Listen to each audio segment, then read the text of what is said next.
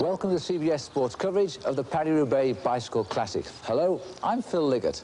Well, you know, it was 4 years ago when we started bringing you these exclusive pictures of this famous race here in northern France, the 170 miles between Compiègne and Roubaix. And during that time, we've seen the world's greatest riders in action. Some have prevailed and actually arrived at Roubaix, but the majority certainly haven't. They've failed and literally fallen on the roadside of the cobblestones of northern France. It is these riders that has made this event the most romantic and the most challenging in the world of cycling. Riders whose names we'll never know, and neither are we likely to. And riders, indeed, who have shown a braveness and courage strictly for their sport. This race is dedicated to these riders, and now we'd like you to join us once again on the road to Roubaix.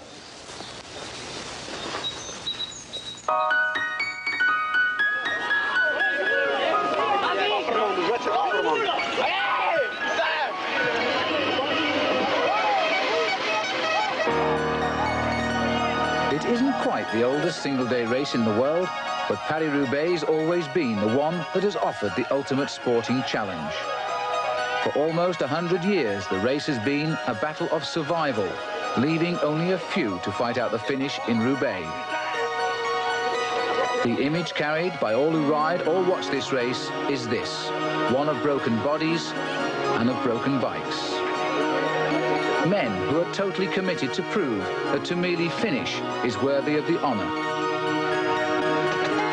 Recent images eerily reflect the old, and despite an assault by modern technology, this race always fights back and refuses to step into the new world.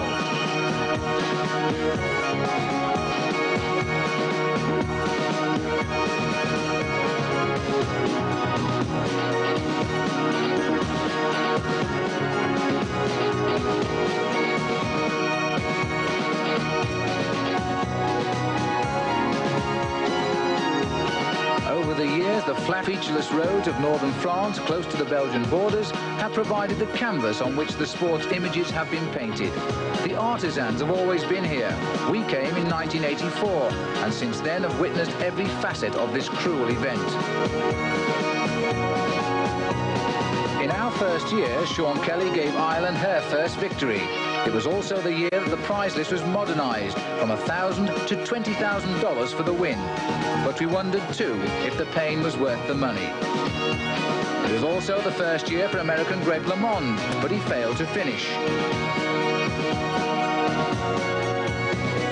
The following year, the riders didn't have to worry too much about the roads. There weren't any. The rain and mud left the course and the riders completely unrecognisable.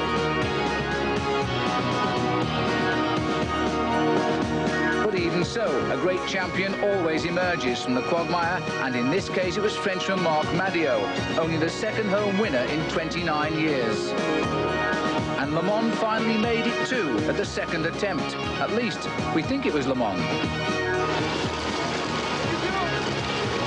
In 1986, we saw the more serious aspect of this charge to Roubaix, the dangers of the pile-up and the injuries that follow. It's these riders, unwillingly, who created the image of this amazing race. It was also a first for the All-American 7-11 team, but only one made it to the end. LeMond, with hopes of victory, was left on the roadside, his dreams shattered by a broken bicycle, ever so close to Roubaix, where Sean Kelly gained his second win in 3 years.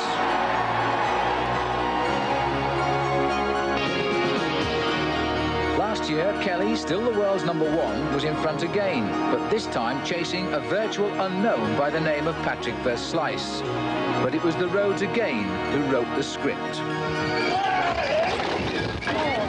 Riders falling near the finish, including Kelly, who was pushed back into the fray too late to stop the Belgian superstar Eric van der Aarden from catching Verslice and winning the race. Van der Aarden ended the latest chapter in an extraordinary tale that has been updated since 1896.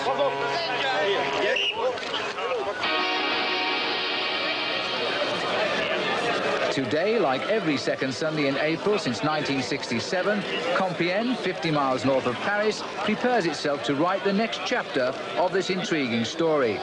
Van der Aarden is back to defend his title. and with 3 major wins already this year, he's again a favourite. The last rider to win twice in succession was the Italian Francesco Moser 8 years ago. Sean Kelly, the Irishman who's been the world's #1 since rankings were first given in 1983, is also back. Win number 3 is on his mind. It's a nice day, eh? No snow. Bob Roll was the only 7-11 team finisher in '86 and the only American to finish last year. He's joined this time by young Roy Nickman, whose bicycle talent is seen as exceptional. Single-day races aren't the speciality of American star Andy Hampston, so he doesn't feel the pressure to win. But all of France expects much from this man. First to arrive in the square this morning, Laurent Fignon is expected to be the first to Roubaix as well. The 2-time winner of the Tour de France is showing signs of his halcyon days since recovering from injury. He's much on his mind, including his new hairstyle. Qui n'a pas son petit souvenir là, avec la casquette en cadeau, vive France seulement là, tout. So on this fine spring morning, everyone has optimistic hopes, but it's an illusion that cannot disguise the chaos and danger over the next 7 hours. With more on that, here's Tim Brandt. When a professional cyclist prepares for Paris-Roubaix, it is with a sense of impending dread and danger, and of course glory. I'm Tim Brandt. It's just a one-day race in a 275-day season, but it's the greatest race of all. All the sport's legends have won here, and to be considered among the elite, you must win Paris-Roubaix. To win it all, you take a chance on losing the entire season in a bloody crash. You punish your body like this just one day a year. You fight the elements, the wind, the dust, and the cobblestones for 7 hours, 166 miles. To survive the hell of the North requires sacrifice. To win, you must be willing to risk it all.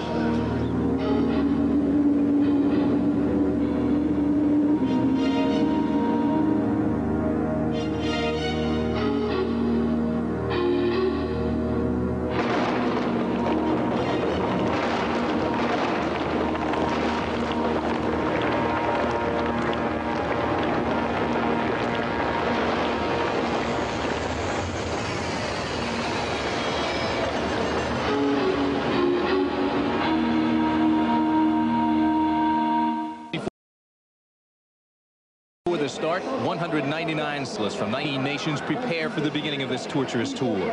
Missing, however, Greg LeMond and Stephen Roche due to injury. This cloudless, crisp morning is also a surprise. It's been 6 years since the conditions for this race have been anything but menacing.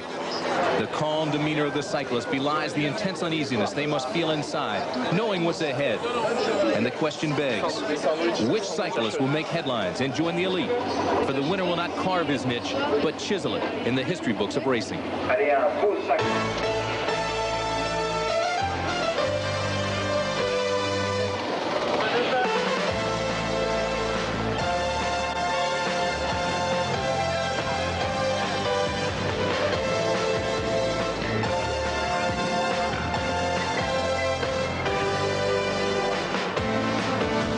Stage of this trek through antiquated villages and desolate farmland is more like a festive parade.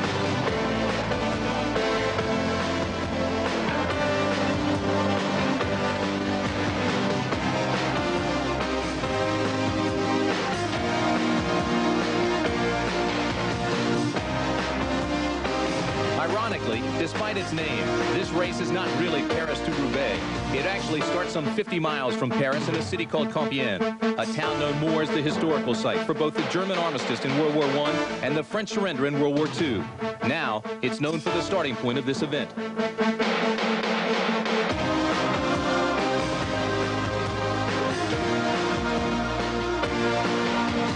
So as they roll out of Compiègne, the course winds its way toward the Belgian border over roads which appear flat and seemingly easy to ride. But the size of the pack is already causing collisions. Dangers are hidden in numbers, and it's not as tranquil as it may seem.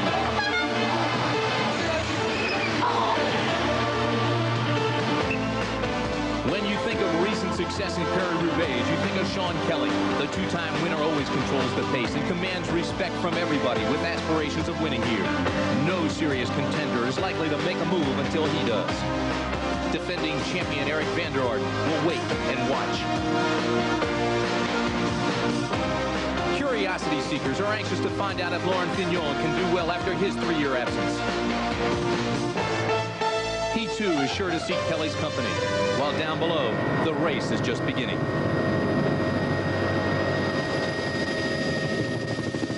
Only 26 miles after leaving Compiègne, the attacks begin. Almost by tradition, a group escapes early. It rarely succeeds, but that doesn't stop them trying. And one of those who wants to try is American Roy Nickman, who quickly slips into the first real attack of the day.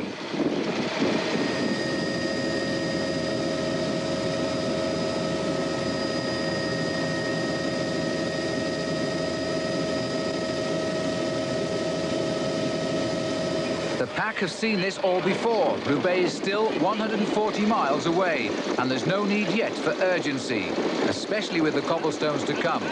Bob Roll has reason to smile. The pace is easy, and his teammate Nickman is out in front.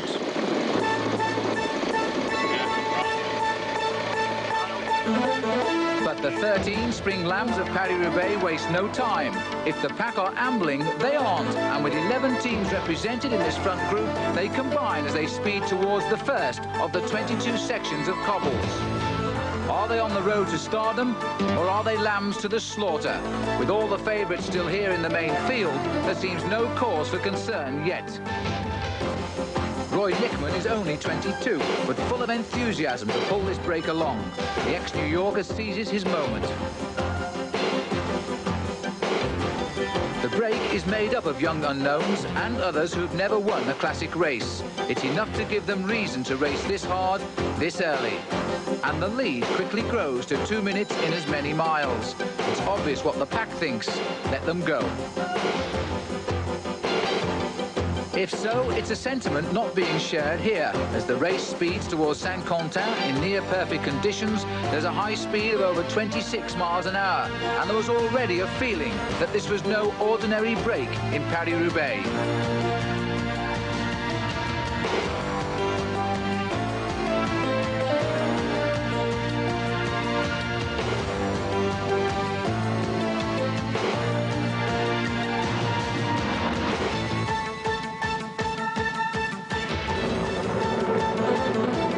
Australian Alan Piper, the pace setter here, is the best known in this front group, yet he's ranked only 94 in the world. Others in the lead may not even be known by the pack. Corné van Rijn, Frank Brouconville, Yves van Steenwinkel. We'll forgive you if you ask who are they. I'm sure it's a question being asked in the group. But in fairness, Roy Nickman is known by them. He's young and has potential, and today is playing point man in the 7-11 strategy. Roy's in a break, right? Yeah. Yeah, they got like 2 or 3 minutes. Yeah. I'm going to probably pass and go up there. If you're in the back before the cobbles, will you call me up so I can move up? Just like fake it? Okay. Team manager Mike Neal, an ex-rider himself, has Nickman in the lead group. And with over 100 miles to go, an early understanding of the race pattern is necessary.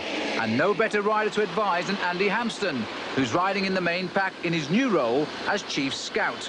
Neal needs to evaluate the attack and the likely reaction here. Hey, dude. So Roy's 5 minutes up. 5 already, huh? How many guys, about a dozen? Yeah, I'm going to go up there and talk to him, and I'll be back. Okay, because I'm not sure who's in there, but I didn't see anyone big, but No. Kelly and Van der Aarde are just hanging out. I just want to talk to him and make sure he's just sitting on and, you know, tell him to hang in there. Maybe he can do a good job. I think it's kind of like, you know, we were talking about, because he'll make it. Oh, that's great. Yeah, it'll be perfect. It's amazing how much time they have already. He'll be way past the first speed before they catch up. No, he'll be fine. 2 miles ahead of the pack, but victory cannot be assured in this Queen of the Classics. Troisville is the gateway to the hell of the north. The worst roads in France. The 62 miles that have passed have nothing on the 104 that are to come.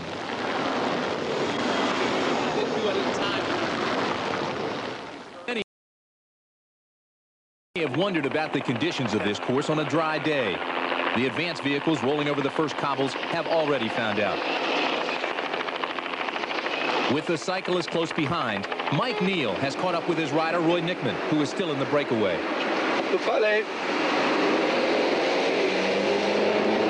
Right. Good job. Listen, just work a little bit. I don't take any hard pulls. Right. Come through normal. Save it. You're one of the best guys in this break. I'm doing what I can to sort of bolt my way. Yeah. Piston and eating at the back. Yeah. Just flow through when you have to, but you're one of the best guys in the break here. You're going to be great on the cobbles now.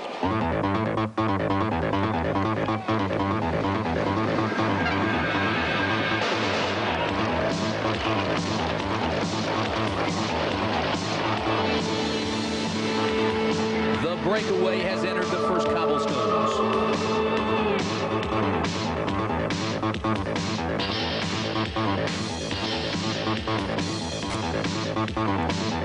After some 3 hours and nearly 60 miles of civilized surfaces, the course now disintegrates into a path more suited for livestock. Alan Piper is the first casualty. The pace setter is paralyzed roadside with a flat. The loss of time is magnified by the amount of energy spent trying to regather any speed on the rough road. While American Roy Nickman rolls on, sustaining the bone-jarring punishment near the lead.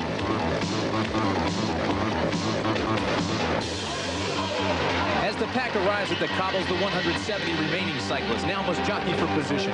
The roads become impossibly narrow, requiring the racers to ride in almost single file.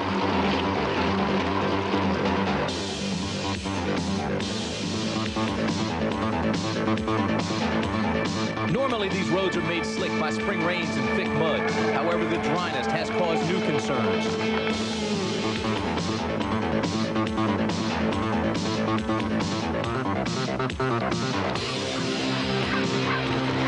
Once a rider comes to the rough stones, dust flies, visibility disintegrates, and the urge to pull back becomes a very real nemesis.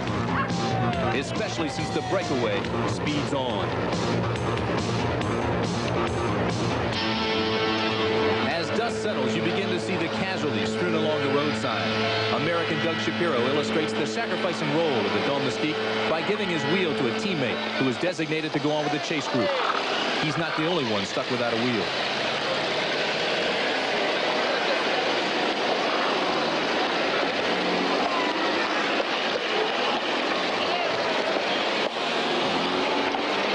This is a thankless job, to wait for help long after the race has passed you by. When the team car finally arrives and gives Shapiro a new wheel, his reward?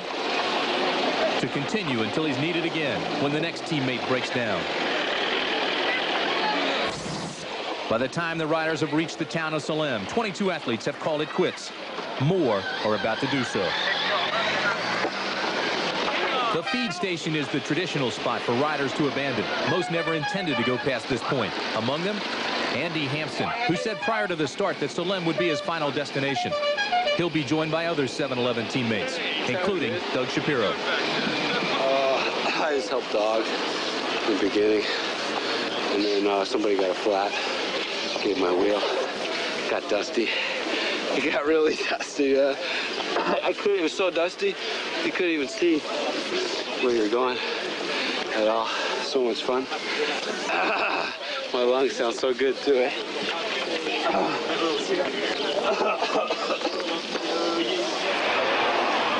You stuffed before it started. Here, you want your son to this car here. Your bag's right here. I was having trouble turning potatoes. For these riders, 2 sections of the cobbles were more than enough.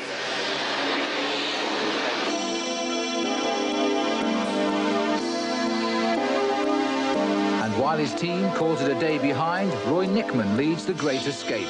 Perhaps the greatest seen in this race for over 2 decades. Behind the pack, searching for a leader, meander lost through the villages of France. Thomas Megmuller came here to help pave the way for teammate Sean Kelly, but is now blazing his own trail. This group of opportunists are still building their lead at a time when the pack should be reeling them in. Without a leader either, the front group are surviving better than could ever have been imagined.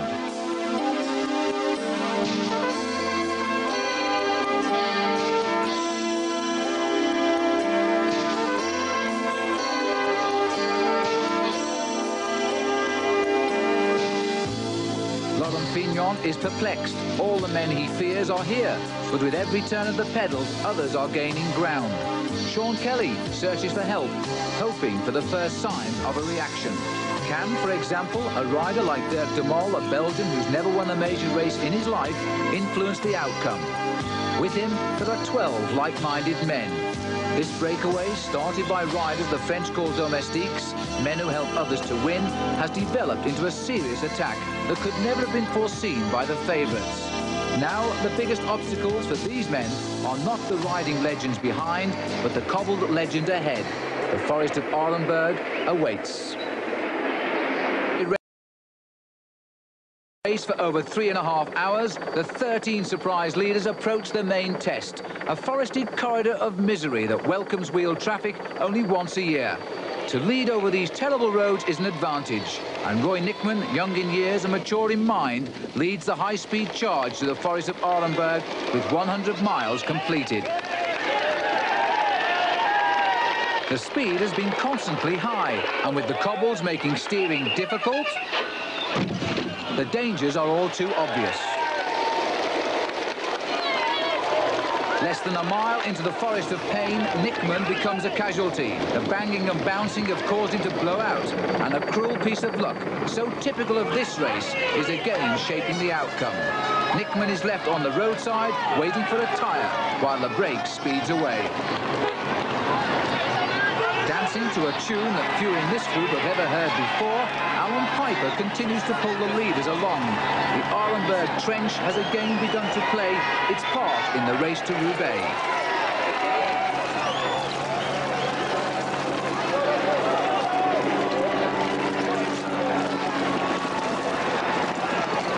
Finally, Nickman gets a wheel, but he's already lost a minute, and with it possibly his dreams of winning the race.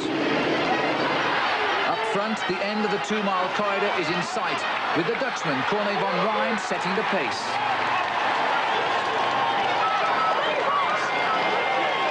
While life behind the group isn't of the world, the biggest danger to riders in Paris-Roubaix are their own team cars. Nickman is trapped, and it will be virtually impossible to catch up now.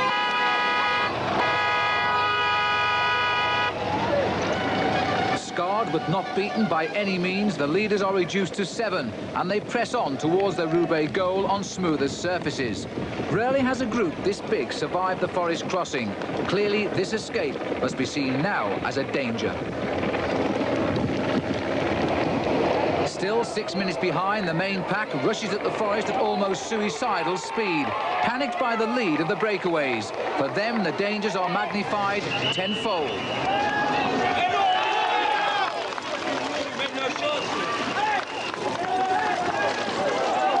One rider has fallen, and like a house of cards, the rest collapse. This is why the crowd has come here. Reputations don't count for much on a road that has survived since Roman times. And the face of Albert Ackermann is sure to keep the reputation of Paris-Roubaix intact.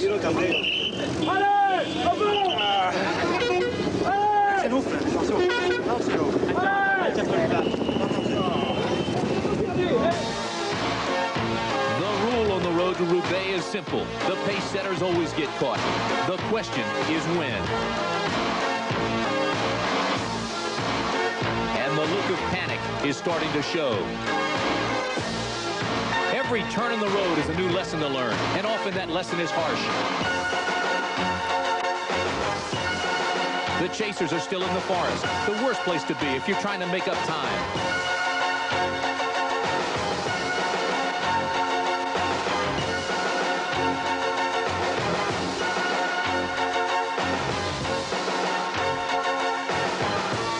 The huge crowds watch as the big names leave the forest.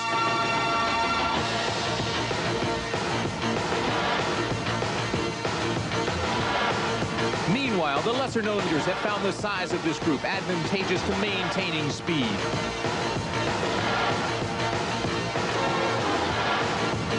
In cycling, there's strength in numbers, and in Paris-Roubaix, a breakaway this large after the forest is uncommon. They're being pulled along by each other, and the longer the leaders maintain the gap, the more they believe they succeed.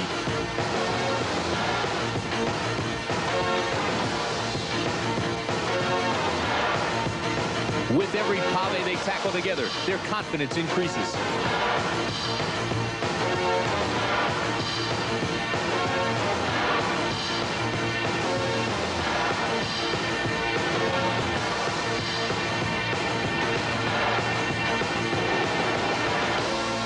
The chase group led by Sean Kelly can't ignore the pace any longer.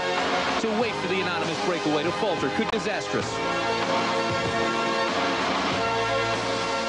Laurent Fignon is there as well, but after being content with marking Kelly all day, he too now realizes they've let the leader stray way too long.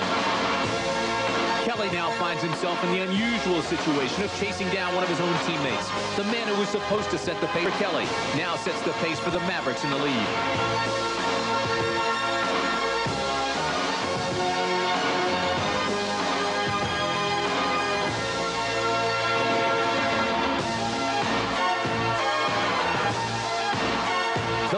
For the favorites has changed dramatically. They no longer wonder when they will catch the first group, but if they can catch the leaders at all.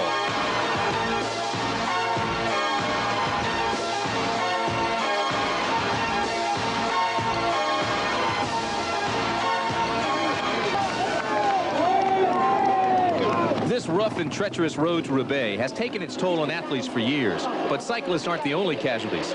As we unfortunately found out, machinery isn't immune to the pounding either. But so many bikes and cars are easily towed away and put back together. The cyclists have found this road to Roubaix unforgiving. These breakdowns, both physical and mental, are not so easy to mend.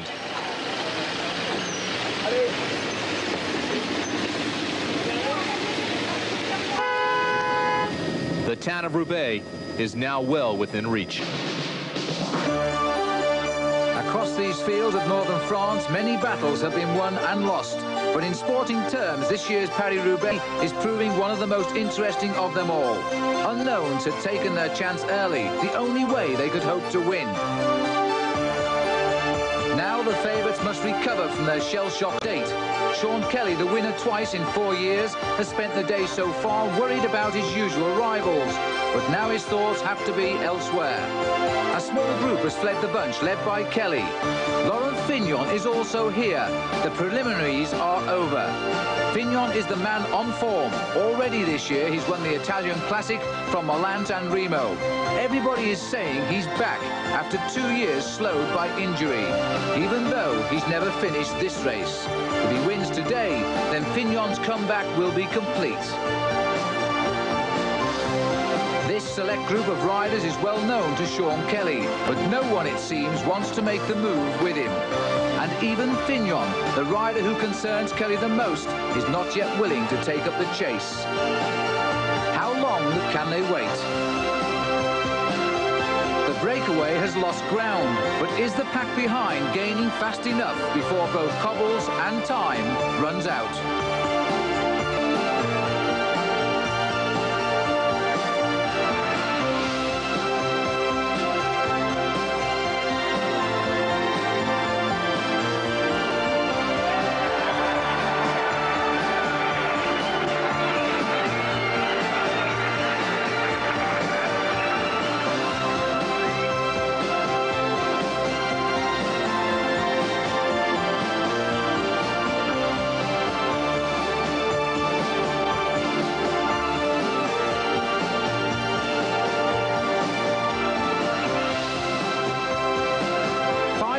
Still survive from the original 13 that escaped 26 miles outside Compiègne.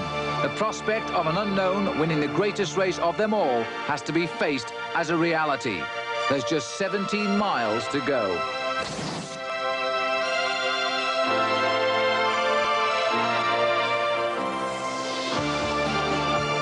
Frustration and desperation is all that remains behind in the pack. Guido Bontempi, perhaps the fastest sprint finisher in the world, has escaped alone.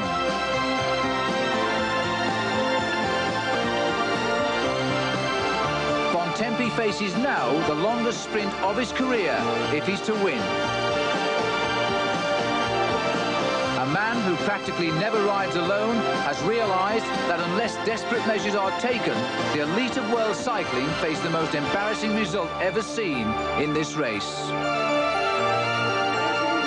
With Bontempi going it alone, the long thin line indicates the reaction from the rest. There are still 80 riders rattling their way to Roubaix, but there are 5 ahead, too frightened to dream of the unthinkable.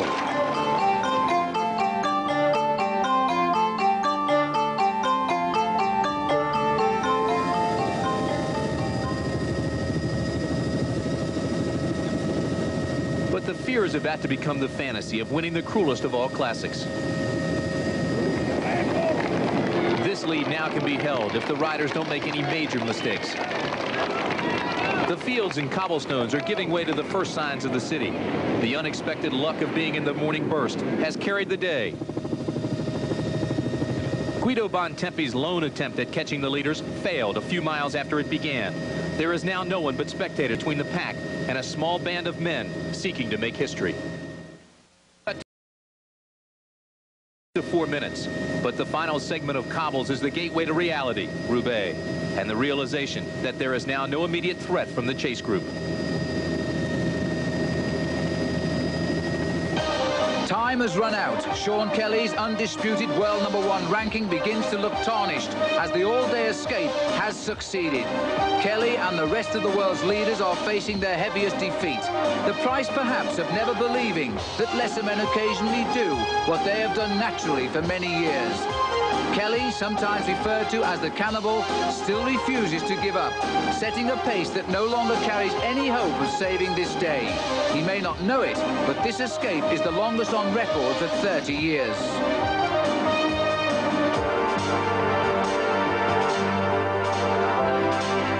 In front from the 26th mile, Thomas Wegmuller from Switzerland tries for his greatest moment and attacks with 10 miles to go. He's chased by Dirk de Mol, the Belgian who's been conspicuous by his absence at the front of the group. He's now the only one with the energy to react after 130 miles in the lead. 13 riders tested the water almost 5 hours ago, and if tradition had been followed, they would have been swallowed up long before now. Instead, Wegmuller ranked number 175, and de Mol, somewhat further back at 451, have the chance which they could never have thought possible. With the leaders approaching the finish, Laurent Fignon and the world's best have been made to look the fool, outwitted by a group of riders for whom they have no respect whatsoever. The top riders are about to lose the richest single-day race because they've spent all their time watching one another, believing one of them would win in the end. In this race without precedent, there is one more move to make, and Fignon finally breaks clear of the field, but with no hope of catching the 2 survivors up ahead. For them, the streets of Roubaix at last are beneath their wheels, and one thing is for sure, the result will not carry the name of Kelly or Fignon, but that of either Dirk de Mol or Thomas Wegmuller. After 164 miles of adversity with dust and cobblestones, Paris-Roubaix now delivers one of its cruelest ironies. Thomas Wegmuller got a plastic bag sucked into his derailleur, locking his gears. And without the ability to shift, he is virtually helpless in a sprint with de Mol. Fignon has entered town as well, but he knows his fate, and his final effort is much too late. As Wegmuller struggles with the bag, he gets assistance from his team car. Ironically, Dirk de Mol does not seize the opportunity to leave him behind. Instead, he continues to draft. Meanwhile, Sean Kelly wears the blood from a fall he experienced in the last section of cobblestones. His chance for a 3rd victory must now wait at least another year. As the leaders reach the final straightaway, Dirk de Mol positions himself for the pass.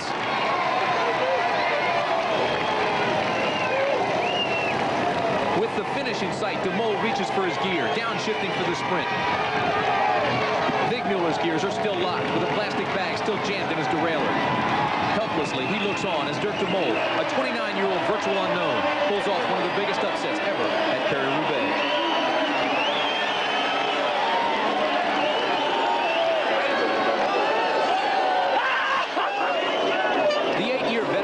Mystique has raced for 6 different teams in an effort to win his chance. Only a week before, this former factory worker had been dropped by his team for a major classic. Just 3 days ago, he finished 4th in a race, but was not listed in the final results because his team failed to register his number. Now in Roubaix, there's respect. For Thomas Wegmuller, frustration. The pace setter worked the hardest all day, only to fall victim to the cruelest of fates. The final standings show us that Fignon came in 3rd, the best American finisher, Bob Roll. Roy Nickman finished 14 minutes, 12 seconds off the pace.